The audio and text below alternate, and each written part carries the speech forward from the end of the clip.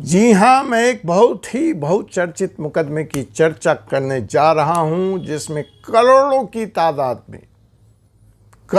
तादाद में लोगों के पैसे लगे हैं, निवेशकों के पैसे लगे हैं और वो अपने पैसे की लड़ाई बरसों से लड़ रहे हैं। मामला सुप्रीम कोर्ट तक पहुंचा, मामला सेबी की अदालत तक पहुंचा, डिपॉजिटर के खिलाफ और निवेशकों के हक में फैसला भी आ गया, लेकिन जनाब पैसे नहीं मिले। डिपॉजिटर के ऊपर सुप्रीम कोर्ट ने जो आरोप लगाया, जो कंडीशन रखी बेल करने की, डिपॉजिटर ने वो पैसे भी सेबी की अदालत में सेबी के पास जमा करा दिए। 25,000 करोड़। जी हाँ जनाब, लेकिन मिला किसी को कुछ नहीं। अब जो यह अधिकारी वर्ग का रवैया है, कानून कानून कानून और कानून को आधार बनाकर जनता को न्याय न देना, ऐसा अक्सर अव्यावहारिक अप्रोच अधिकारी वर्ग के साथ भिन्न भिन्न मसलों में देखा जाता है, देखा गया है। ऐसा लगता है कई बार तो कि यह जो ब्यूरोक्रेसी है भारत की, वह बेमानी हो चुकी है। ये अंग्रेजों ने बनाई थी, अपनों लिए बनाई थी, वो चले गए, 70 साल हो गए। मानसिक स्थिति में, मानसिक जो ब्यूरोक्रेट्स है उसमें कोई परिवर्तन नहीं।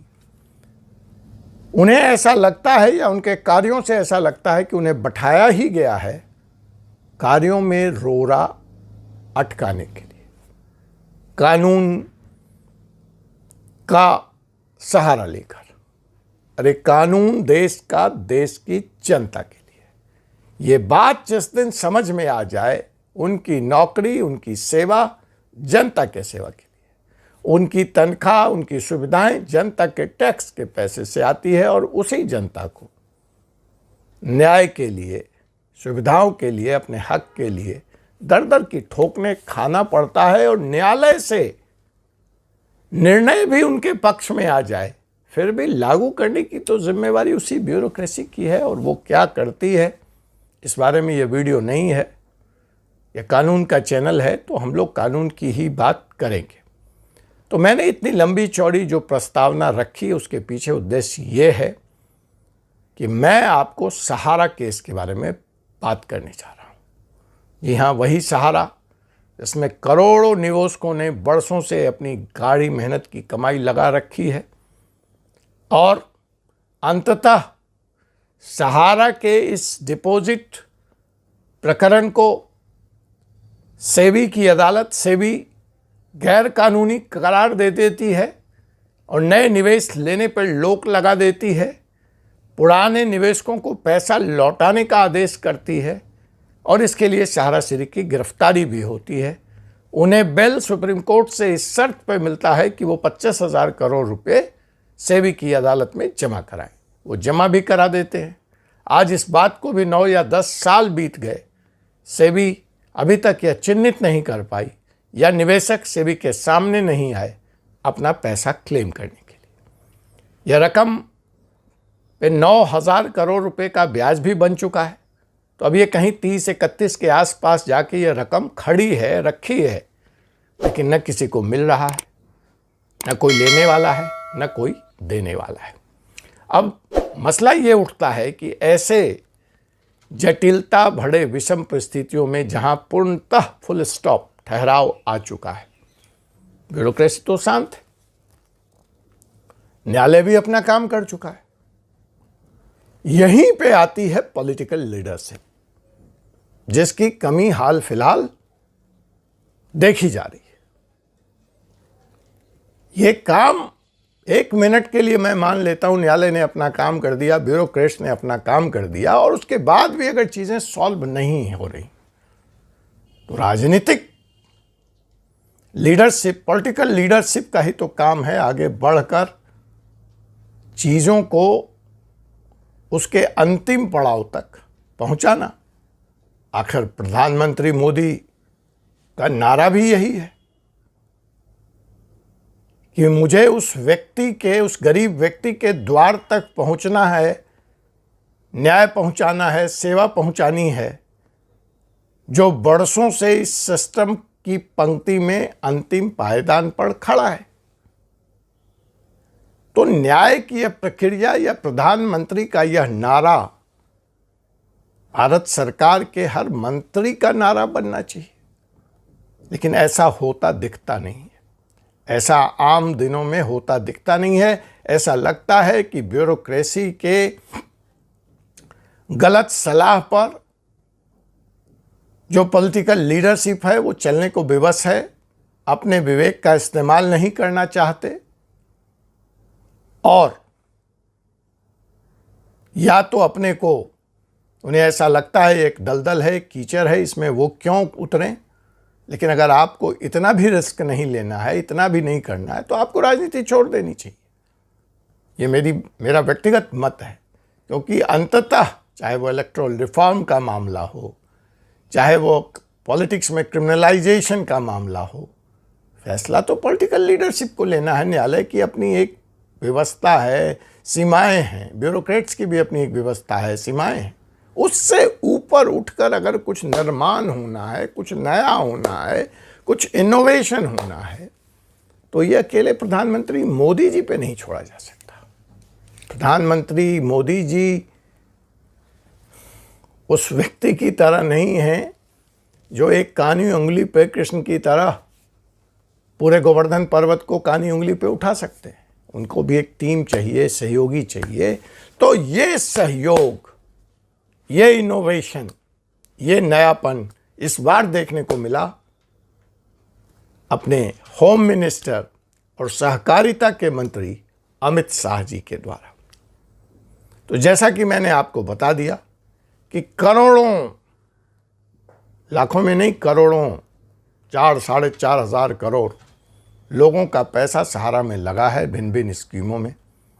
लंबी न्यायिक प्रक्रिया चली, लड़ाई चली, सुप्रीम कोर्ट ने भी निवेशकों के हक में फैसला दे दिया।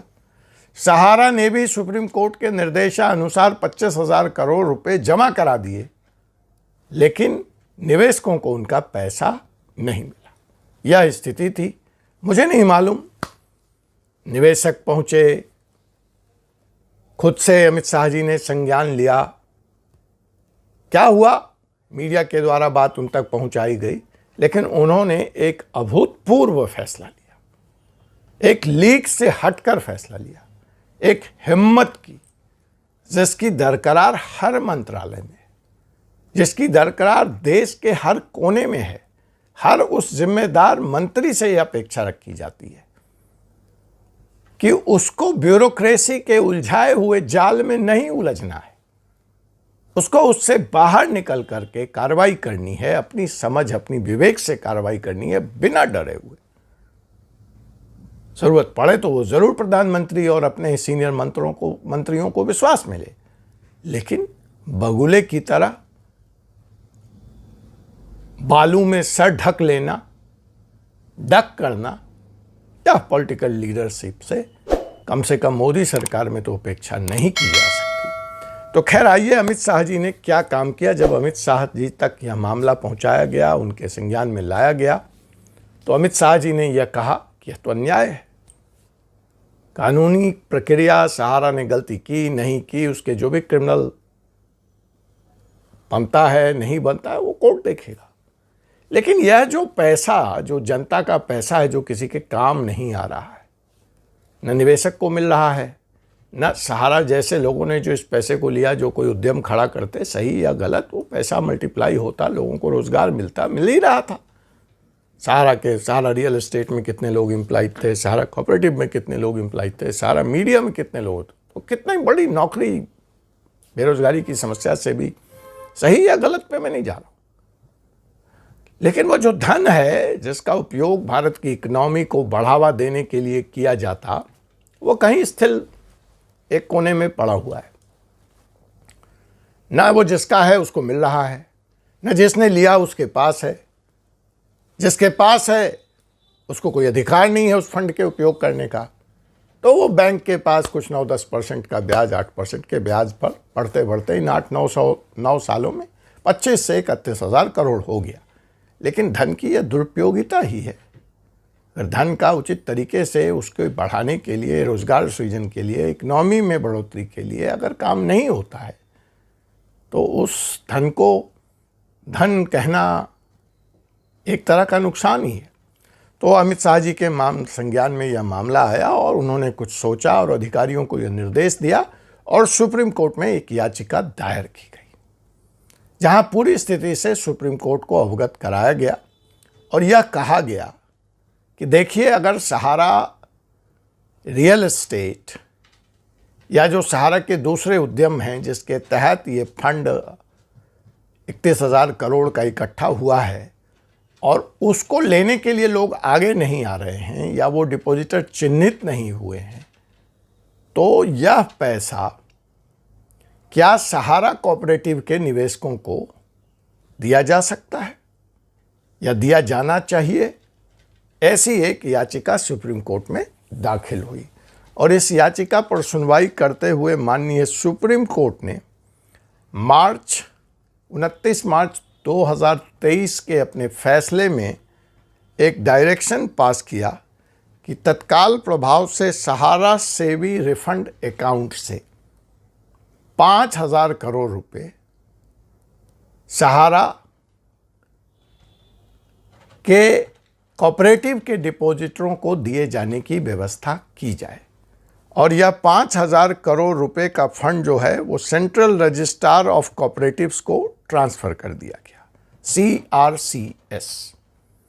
तो खबर यह है कि सहारा के निवेशकों को अब उनका पैसा मिलना शुरू हो रहा है 9 साल के बाद। तो आइए हम उस पूरी प्रक्रिया को यहाँ समझने का प्रयास करते हैं।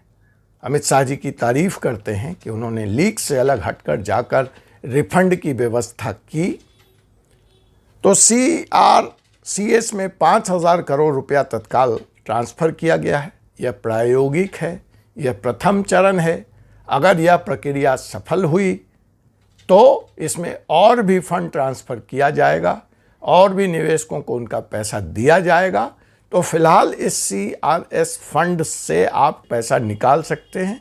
कानून की सही जानकारी ही आपकी सबसे बड़ी सुरक्षा है, इसलिए कानून से जुड़े ऐसे ही महत्वपूर्ण वीडियो देखने के लिए हमारे YouTube channel 4C supreme law को अभी सब्सक्राइब कीजिए। Thank you.